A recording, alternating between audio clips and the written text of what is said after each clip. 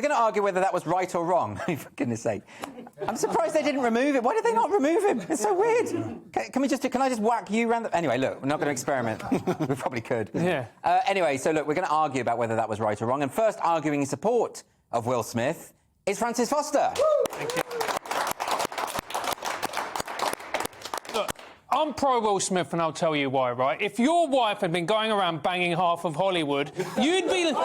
Listen, you'd be that angry as well. Can I say the word banging or not? I think you can if you're alluding to percussion. OK, fantastic. Right, if she'd been... You know, if your wife had been going out doing percussion with other men, you'd be pretty furious as well. Do you know what I mean? So, number one. And number two, what Chris Rock did is he made fun of somebody who was part of the disabled community. As many people pointed out, Jada is disabled because she has alopecia.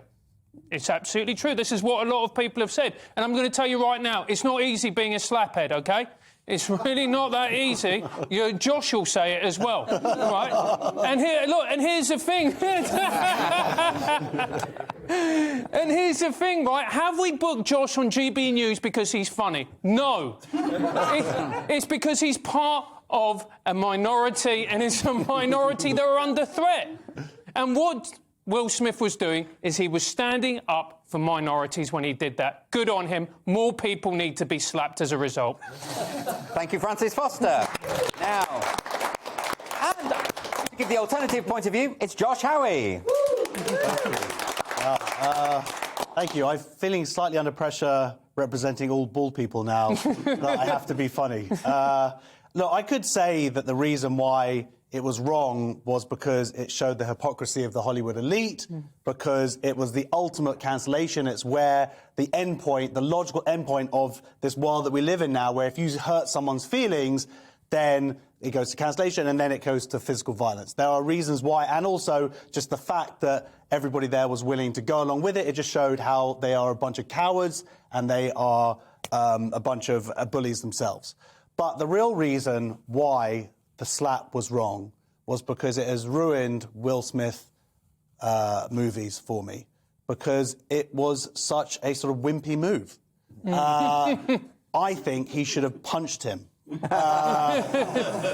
That's the way I see it. Now, every time I'm going to watch, like, Men in Black, it's just going to be like... It's not the same if you sort of imagining him, like, going up to the alien and slapping the alien, or Bad Boys is slapping the drug dealers. It's just like Independence Day. Like, it's just... Those movies have been ruined for me. It's taken away part of my childhood, and I think it should have been a headbutt.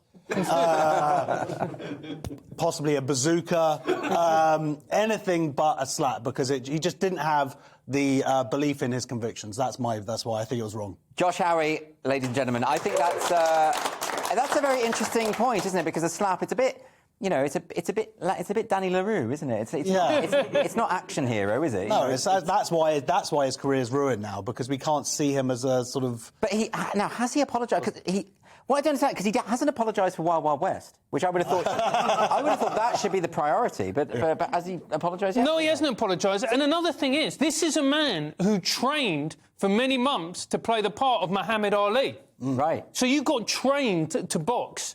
And then he goes up and throws a slap. Well, you know, I always said he was a rubbish actor. I mean, this proves it. Well, someone made the point the other day that if he had closed his fist, then he would have had to have been arrested. But you can, for some reason, an open slap, apparently that's better.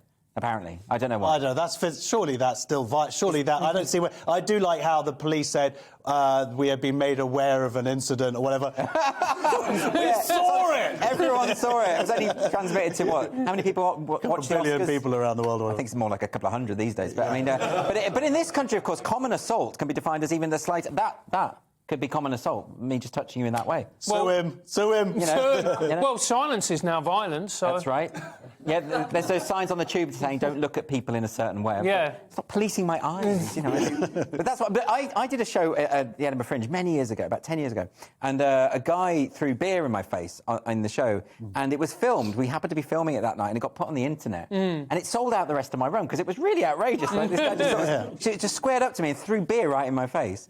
And then a woman on the front row had a panic attack, and I had to spend the whole show dealing with her, because she was the one who was upset, right? But the thing is, that is actually common assault, throwing the beer in the face. I remember at the time thinking, oh, if he'd have punched me, it would have sold even quicker. You know, that would have been quite good. But you know, it's still online. It's the only clip of me online doing stand-up. And the problem with that is, every now and then, someone comes along to my stand-up shows and says, oh, we'll throw some beer at you. I'm like, that's not what I do. that's not my shtick. You know, that's not my Did you thing. call the clip "Audience Member Destroys Comedian"? That's what I should have said. Yeah. Yeah, absolutely. Yeah, that would have been good. Yeah. But it was before those days when we had that kind of language. But do you think there is a possibility, and a lot of people have talked about this, that this whole incident will, in a sense, ennoble those who wish to perform violence on comedians they don't happen to like? Do you think that's... Do you know the most egregious example of that whole discussion was comedians coming out and saying, I agree with Will Smith? Yeah, that's mad. You just think, what? Yeah, because it gives them a license. It's basically saying, if you don't like my joke, you can hit me. Yeah. You know?